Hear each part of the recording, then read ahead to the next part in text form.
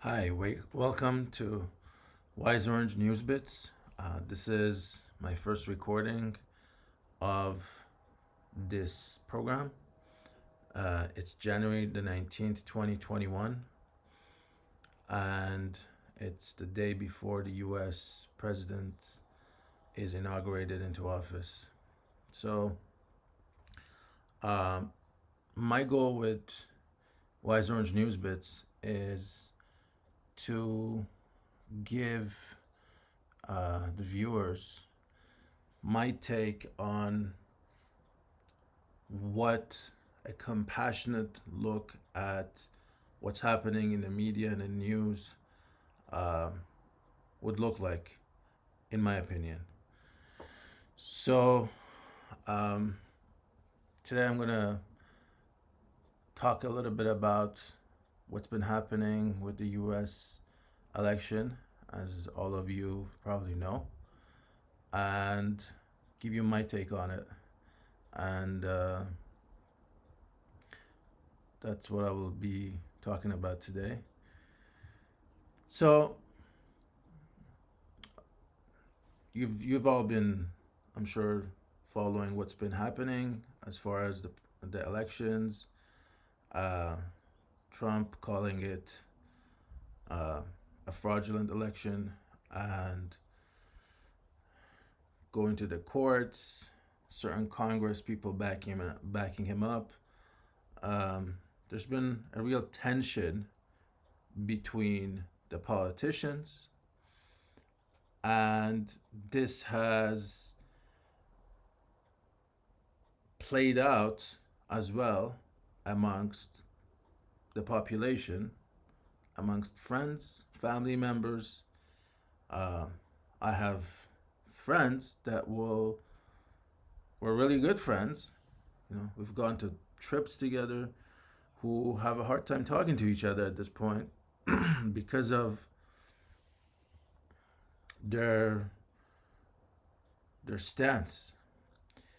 But I'll say one thing. So this is where I think my insight would be useful, and I think uh, is something to look at, which is this. It isn't so much, I believe, that there hasn't been such difference of political opinion in the past. So say when Bush was elected and Al Gore wasn't, and then he went to war in Afghanistan and in Iraq. He did big things. These are these are things that are still ongoing. The U.S. still has troops in Iraq and in Afghanistan 20 years later. I mean, he had, this, for him, he said it was in response to 9/11. At least that was Afghanistan. And then there was, him and the other politicians made the case for Iraq, which turned out to be bogus. Um, as they admitted, Colin Powell, who went to the UN General Assembly and explained the case for why they should invade Iraq, later on said that the intelligence that he got was faulty and whatnot. But in any case, George Bush did that. And at that time, I'm sure there were a lot of my friends that supported Bush, and there were some that didn't, and there were Democrats, and or maybe they were just not, they were Republicans or whatever, but they didn't support him. So the political division was there. It wasn't like this type of political division wasn't there before. I think the difference is the demonization of the other side is what's happening that hasn't happened to this extent before. So if you are a Trump supporter, you are, if you talk to most left-leaning Democrats or anybody, Trump is like the devil. So, and anybody who supports him uh, from I think a democratic point of view, likes him. So I think you could support Trump, but not like him. You could support his policies, but not like him as a person. Not aspire to be like Trump as a person. But you may support some of his policies. Not all of his policies per se. You know, you could be a fiscally conservative Republican and you would rather vote for Trump than Biden. But the media, and I'm not particularly aligned with the Republican or the right at all. But I think it's I one person I respect is John McCain. He was somebody who saw politics as politics. You know, he respected Obama when he was running against him, and he said, "Look, uh, he's a good man. We just happen to differ on political matters."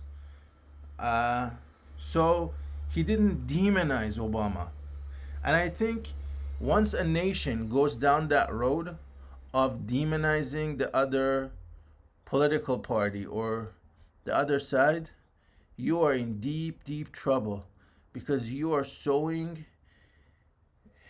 the future, um, basically, split of a nation. I was listening to the radio the other day, and this general who served in Iraq uh, after the US invasion was talking about insurgency and what was happening in Iraq. And he said it's very much similar to what's happening in the US right now, which is you have different armed groups uh, waiting to play their role and cause destruction and delegitimize the government. If your government it doesn't have legitimacy uh, from a broad spectrum of the populace, then there's a problem. There's a big problem because half the people will be like, he isn't my president. So if you have two populations where um, you have this happening, it's just going to push that society further and further into conflict. That's essentially it, conflict. So this is sort of my view on it. But what I wanted to stress here was my view in terms of compassion. I think what's lacking really is compassion. If you think about it, deep down, there isn't any compassion on either side. And it's not just the people who stormed the Capitol building. They did something, their intent had no compassion. It was violent. They had violent intent. I see the same thing in a lot of left-leaning commentators on TV and on the radio. They have violent intent, but their intent isn't physical violence. It's verbal to some extent, and to some extent, it's this self-righteousness. There's a certain. So, for example, I was listening to the radio. A lot of people were like, "Oh, how could Ted Cruz or whoever, not that I like Ted Cruz or I agree with him, how can he object to the election after the storming of the Capitol?" And my answer to that is these are two separate things. So he was like he committed a cardinal sin that he did that. He is within his constitutional right to do that. That's it. Whether there was a storming of the Capitol, whether there was a whatever, a war going on outside, he has, the Constitution says he can object to certain results from different states, irrespective of what's happened outside the building or within the building, and that's it. That's his right. So to paint him as this, and what does one have to do with the other? One is a part of a political process. The other one is a breach of physical security that has to be dealt with by the police and the FBI. So let's not demonize Ted Cruz as this devil, kind of, how could you? Well, he did what was afforded to him by the U.S. Constitution. So if you have a problem with that, you should take it up with the U.S. Constitution and have some compassion. Maybe, I'm not saying Ted Cruz's motives are innocent and pure. No, he's just probably, he probably very well knows that there was no rigging in the election, and he's just doing it for political gain because his constituency voted for him, and he's representing, I mean, he's representing them. To let's think about it. Or he's playing to the base that thinks there was fraud. So, as a politician, that's what you do, or that's what politicians have done. So they speak on behalf of people that will vote for them, that they think will like what they're saying, will like them, and will vote for them. So that he's just being a politician. I think if you find him complicit in what's happening, then there should be a change to the way the election is held, so that there isn't so many checks after check after check, so that there's so many opportunities for objecting to the results. So I think to blame what's happening on one person or a group of people is not having any compassion, and overlooking that the process, the electoral process, in terms of electoral college and whatnot and all this, it's complicated. It's not very straightforward. A lot of things have to happen. So this is designed in the Constitution, and that's how it is. And every system has its flaws. So go figure. You know, this is how this works. I'm not condoning any person's political stance here, but I'm just saying that I'll go back to my original point, which was, let's not demonize people. There are political differences, agreed, but it's usually politics as usual. And I think a lot of what is the violence that's occurring is because people are not willing to just see it as politics, but they see themselves as being the righteous, the one that's on the moral high ground, and looking down. Stop looking down on the opposite side. They just have a different point of view. That's it. I don't care if you're on the right or the left or wherever, on the middle or whoever you are. If you start looking down on people for whatever reason, in this case it happens to be politics, but don't think that you're so morally right, because and I'll be happy to have a debate. If you have a stance, it's not that hard to put 10 holes in your stance where your morality or how moral your stance is comes into question.